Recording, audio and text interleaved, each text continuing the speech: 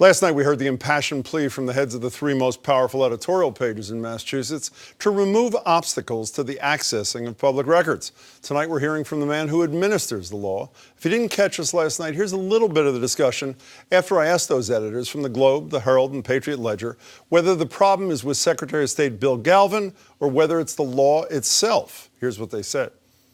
It's both. Part of the problem, as pointed out by Todd Wallach's reporting, is he is interpreting the law as it exists and creating a set of regulatory framework that is his invention.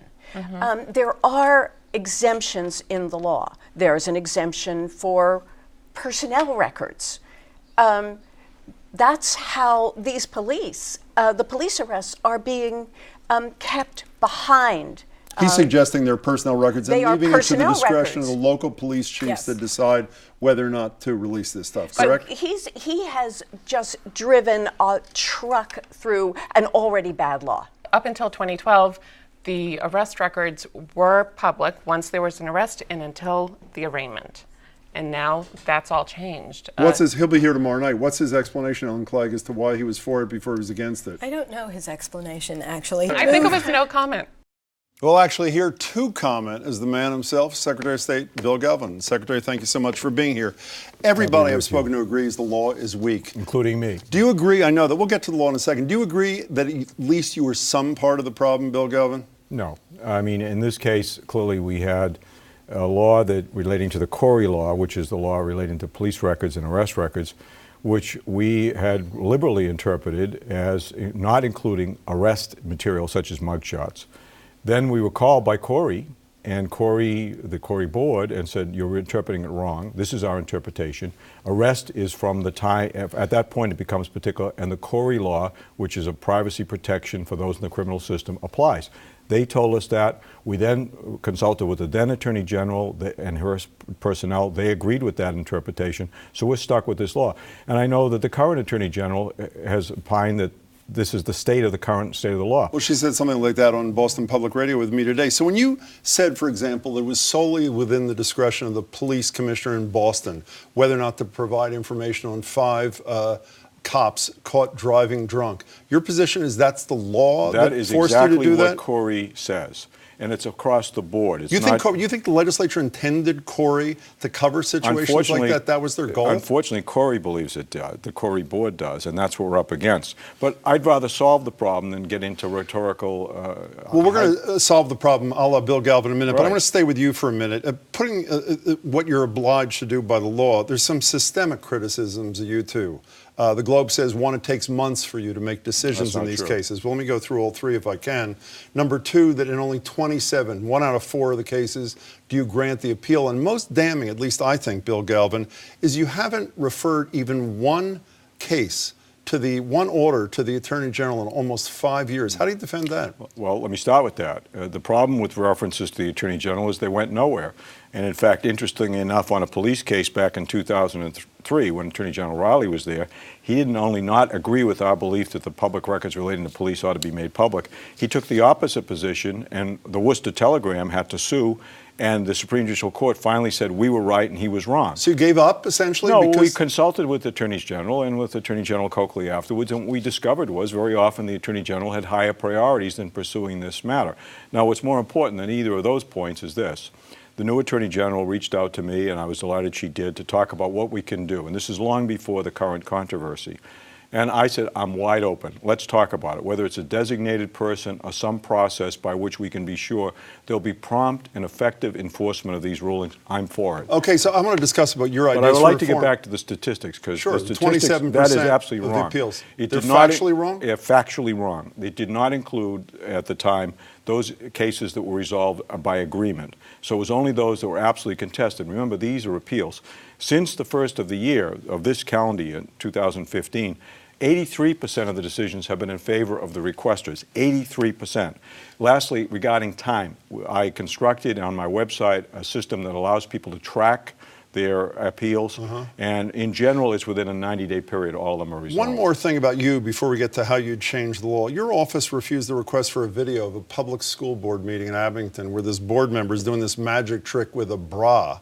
And your reason for that was that it would violate the board member's right to privacy. How's I'm that not familiar. precluded? I'm you not don't know familiar. the case? No, I don't. And that's another point I should make, is that the supervisor of public records, who is my subordinate, is an independent statutory authority. And I don't sit there and say, you're right on this, you're wrong on that. I do talk to him, as I talk to his predecessor, and I ask him to explain his decisions if they're related to novel Do you think he's got to go?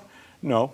I think he's attempting to follow the law. His predecessor, who's now deceased, had more experience in dealing with bureaucracies, but certainly he's learning quick. Bill Galvin, give me the top 2 or 3 reforms that you would make. The top one would be enforcement. The problem is, as I've described by my past experiences with attorneys general, is that we don't have any effective mechanism of enforcement. So either we're going to have a designated attorney general that absolutely deals with these cases, or some other means by my supervisor being able to go to court. Second on that list would be making sure that those who have to sue get court costs and there are fines. If they prevail. If they prevail, which means I think will be a very effective remedy to enforcement. Then there's the substance of the law, and this is where the Quarry issue comes in. I am not interested in having my reputation sullied by allegedly, and I say that very meaningfully, allegedly trying to protect drunken public safety officers or anybody else.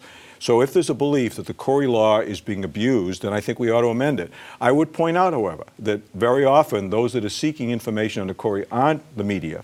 They're individuals who have some vendetta against somebody else. So you have to be very thoughtful when you make these amendments. Bill Galvin, one thing you didn't include on your list of 3 was the legislature itself is exempted from the public records law. Would you end that exemption? I would certainly think they're worthy of being included. There may be some parts of their deliberation you may have to exclude. The judiciary is more difficult because the Constitution might provide them with some protection. Last thing is, you said you'd do this by ballot question. I said it as a last resort, but I'm at the last resort because it's important to know, and I'm disappointed that some of those who've criticized haven't pointed out, that my office and I have repeatedly tried to get this law strengthened over many years.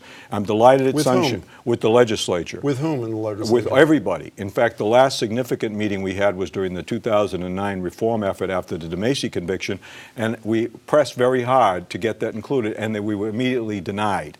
So we by leadership as well? By the leadership. Who were the leaders of the legislature? At the time, we had a meeting with Senator Fred Berry, and I was there sitting there at a table similar to this with then Attorney General Coakley and Senator Berry, and I brought up the issue of public records and lobbyists, and she brought up the issue of grand juries, and basically he told us they're both all non-starters. Last thing, so it's only a coincidence that your push for a ballot campaign to fix what ails this law, in your estimation, coincides with these editorial boards coming out against Let me tell you something. Last year during my campaign, this came up many times, long before this current controversy. And at that time, and many of the reporters I've spoken over the last few days about this reminded me that I in fact told them the same thing last fall.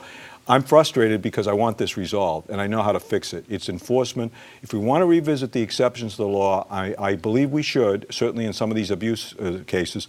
I also would lastly point out that much of what the controversy comes about, not these cases we're specifically speaking about, but many others, is not so much the government decisions, the planning board, how they decided this, the board of selectmen, how they decided that. It's often the information that government collects. And government collects an awful lot of information on individuals. So when you're thinking about how you're going to make things public, you have to be at least thoughtful to those issues related to what people collect, whether it's medical records, Social Security. No one's talking about personal information, but we need to make sure that's medical records. We need that. But that's like a red herring. Nobody's suggesting that stuff be public. If you're going to revisit the exceptions, I'm saying you have to consider that. Bill Galvin, thank you so much for being here. And congratulations on your new assignment. Thank you so much, Secretary.